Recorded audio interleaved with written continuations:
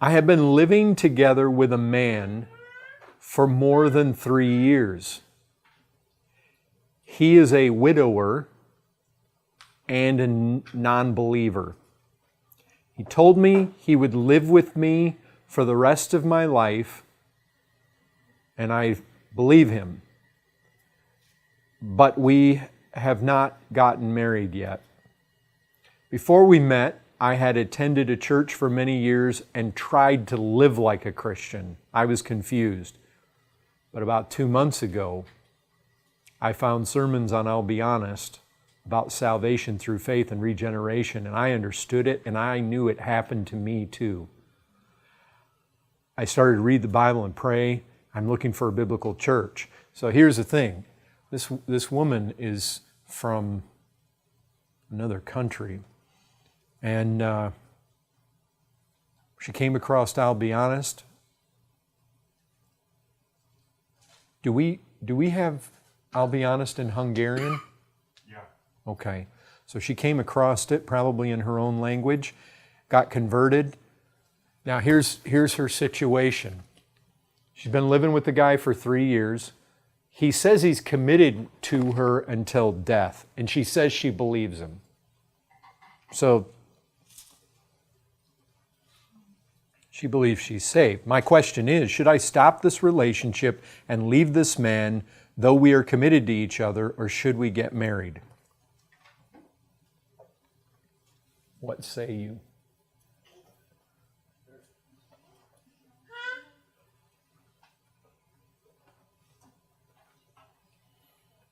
This is a trick question. Yeah, exactly. Why, like it's so easy? Yeah, it's a... Okay, let me. Well, you may say so, but okay. Let's say it's not a trick question. Jamie, what's the answer? She shouldn't marry him if he's not a believer. She should marry him if he's not a believer. And where would we get that principle from? Do not be unequally yoked. Do not be unequally yoked.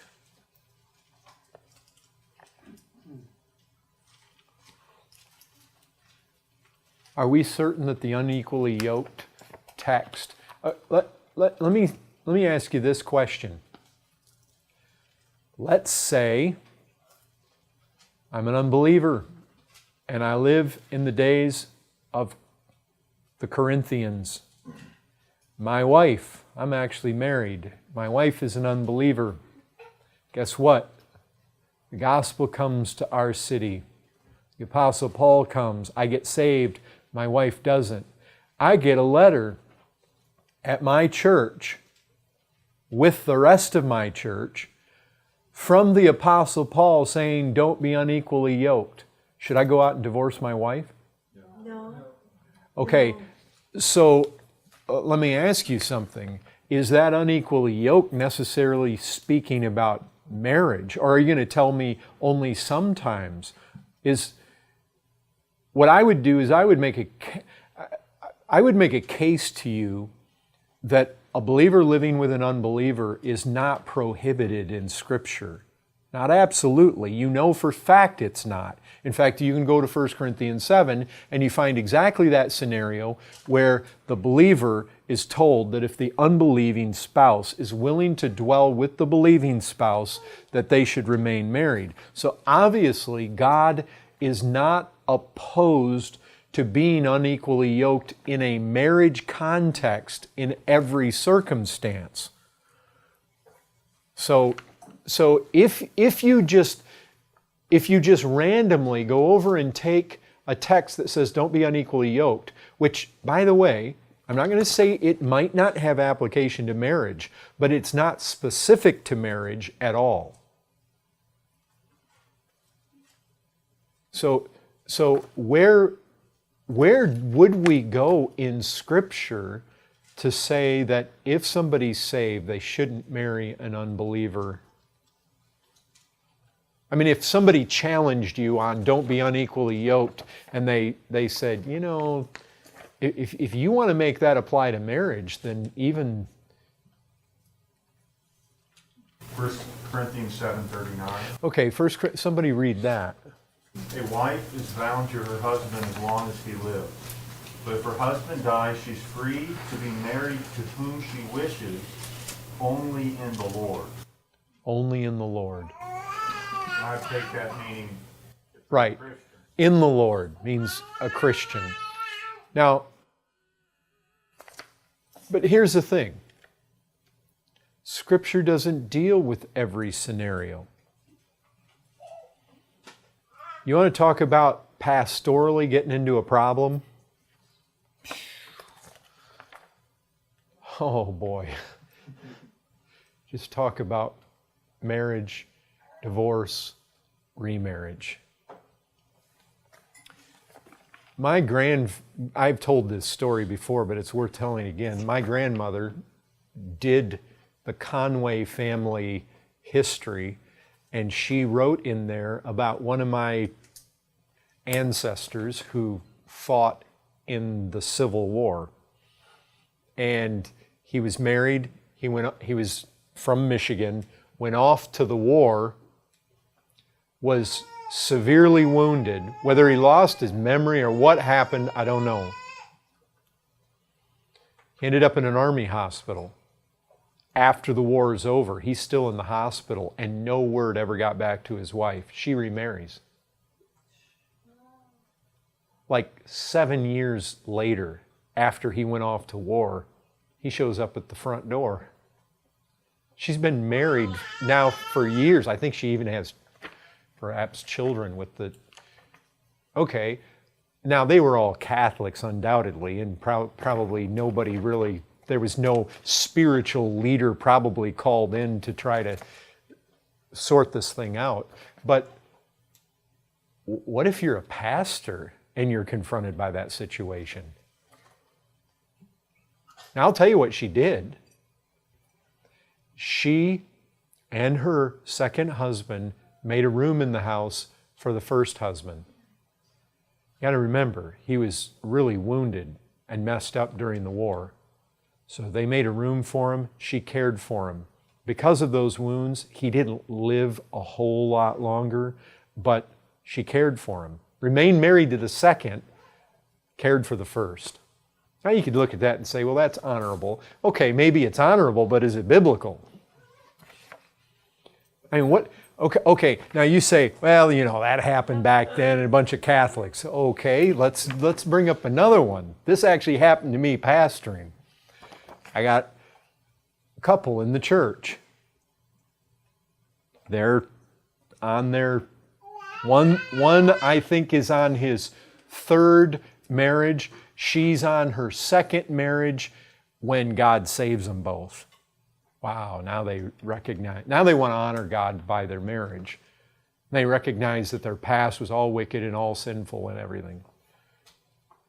So I'm over at their house one time, and they're sitting there at the table with me, and their eyes get really big, and they're looking for some counsel. Well, she gets some kind of phone call or letter in the mail informing her that her first husband never divorced her. And now she's asked, what do we do? I've had a situation where a young man comes to me and he says, I'm a Christian now. I got my girlfriend pregnant. Should I marry her? Or should I go to 739 in 1 Corinthians and say, I don't have to? You see, and I brought this up before, missionaries have found situations in Africa where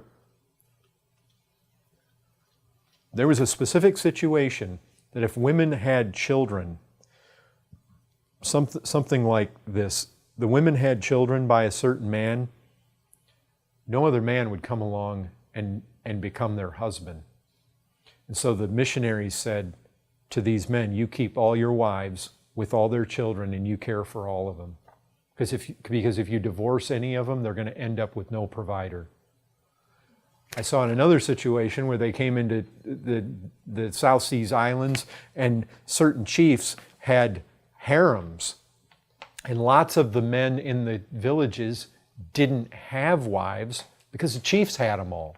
And so they came in and they told the chiefs, you divorce all of them except the first one. And then all the other guys came along and they married. In one case, they tell these guys married to multiple wives to keep all the wives. In another case, they tell them not to. You see, we're not just working by a set of rules. We're working mercy, love.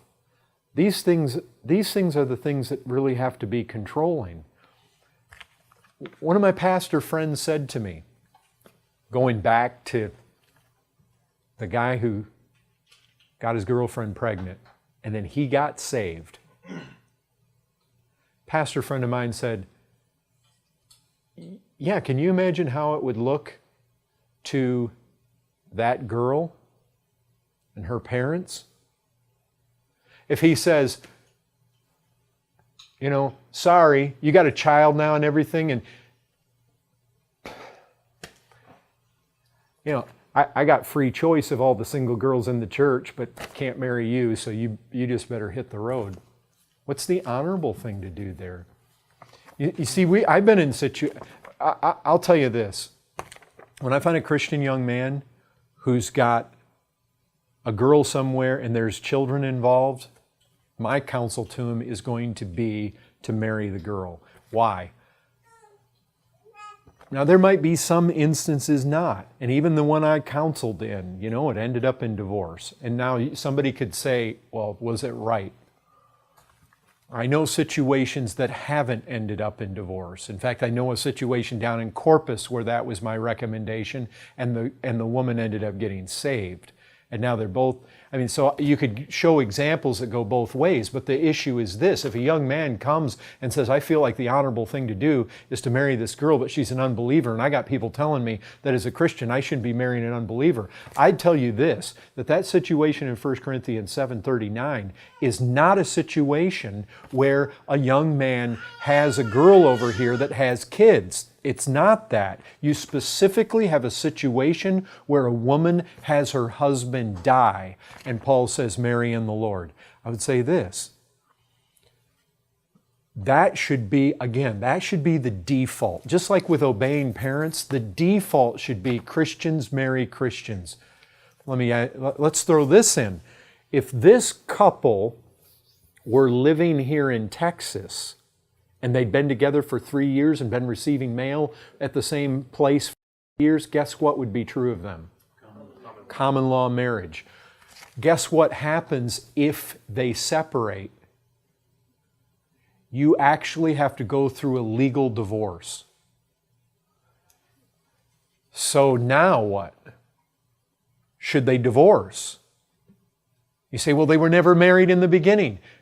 You're talking about man's laws, because if they really didn't marry officially before God, how can they really be divorcing? And maybe you got a point there. But see, these are things to take into account. Everybody's watched the two live together. You've got a whole community watching. You've got family watching.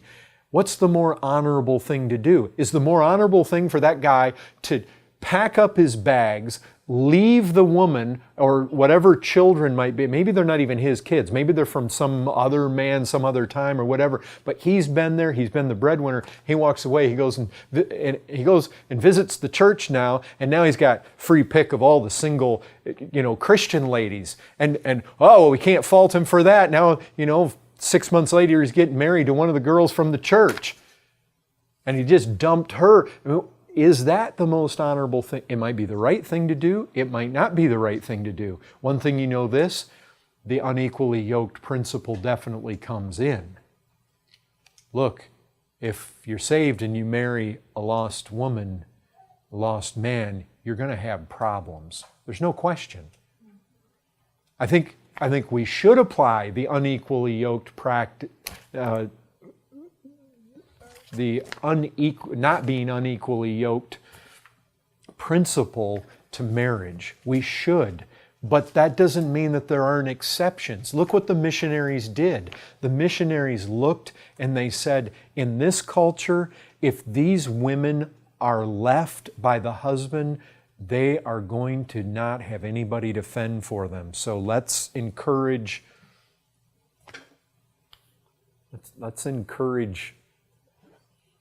something that would actually be against the law here. But they did it for a reason. Now, that doesn't mean that they taught the next generation to do it. You remember what David said on Sunday. What the Bible did was it dealt with people in the situations they found themselves in. It is not like the Bible sanctions slavery, but what happens is it meets us where we live, and that's something to think about. Pastorally, it's not just so neatly packaged. There's all sorts of problems. Now, what would I tell this woman?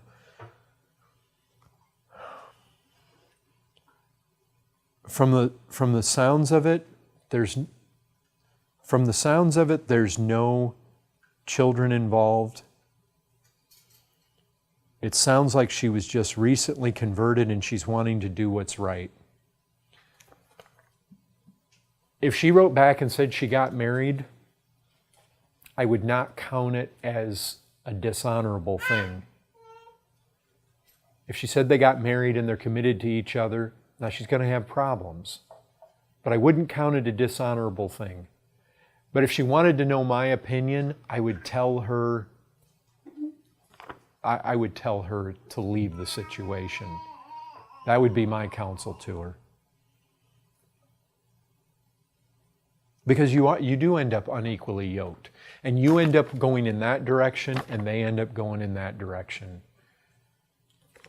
But they have been living together for 3 years, and in the eyes of the community and the culture there, would it be an honorable thing for them to all of a sudden marry rather than just be living together?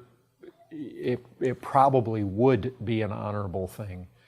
But I think applying the unequally yoked thing, I don't think that there's any, I don't know that there's enough other circumstances like children being involved that really complicate the whole matter.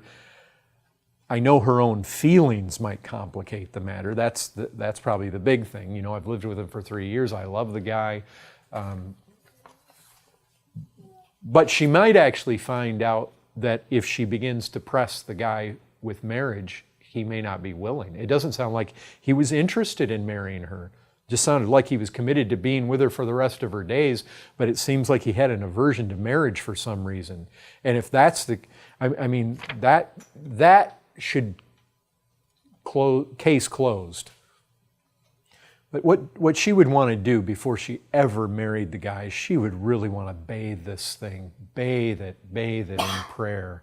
She would want to bathe this thing in prayer and really seek the Lord before entering into this. Like I say, my counsel to her would be to leave this relationship altogether.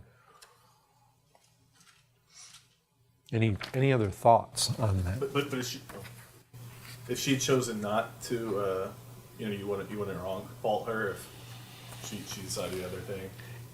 Yeah, if she all of a sudden wrote back and she said, you know what, I sought the Lord, I really thought this was the most honorable thing. And you know, you do have to, there is a sense in different cultures about the rightness and wrongness of certain things, and I just think that I think the better move for her would be to abandon the relationship. But yes, we actually were faced with a very similar situation down in Reynosa. Almost exactly this situation. Woman got saved, had been living with a guy, and I think they did go. What I would say is this. I think it's honorable enough. I don't think you have the specific situation. I don't think Paul hits us with the specific situation where here's what you've got to feel the tension of. On the one hand, Paul sees an existing relationship, albeit they're married, but an existing relationship of saved and unsaved, and he says stay together. So obviously, the idea of staying together is not a dishonorable thing. Now you might say, yeah, but there's marriage in there and you were supposed to keep the marriage vows. Okay. This guy might have commitments. They might have commitments to each other, though they might fall short of marriage. Commitments that they feel like they want to keep, and now she's a Christian, she's going to insist that they marry. I would just say this. John Seitzma came to me about the situation in Reynosa, and as a pastor, I would not feel that it would be like a disciplinary situation if suddenly you found a couple like this get married. I think I can understand why somebody in this situation would find this path honorable. Now, like I say, my pastoral guidance in the matter would be, I think you're going to be better off if you leave him. And of course, there may be other factors involved that aren't here that you would need to take into consideration, but that you do end up unequally yoked, and you do end up pulling in opposite directions, and there is going to be difficulty. Paul says there's going to be difficulty even if you marry a believer, and so let alone if you marry an unbeliever. But for all that, Paul says, if you're married, stay together. You see that the problem with 1 Corinthians 7 is it doesn't give us every possible scenario. It just gives us some of them. And so, of course, where a woman has a husband and the husband dies and she's now free to remarry or not remarry, of course it should be in the Lord. You don't even want to start any kind of relationship with an unbeliever. You wouldn't even want to enter in that direction. See, it's a different story when you have a 3-year-old relationship that's already existed. It is a different situation, and it's not one that Paul specifically deals with, let alone if there's children involved. That definitely is not a situation that he deals with. And when you start throwing children in the mix, I think you complicate the thing a whole lot more.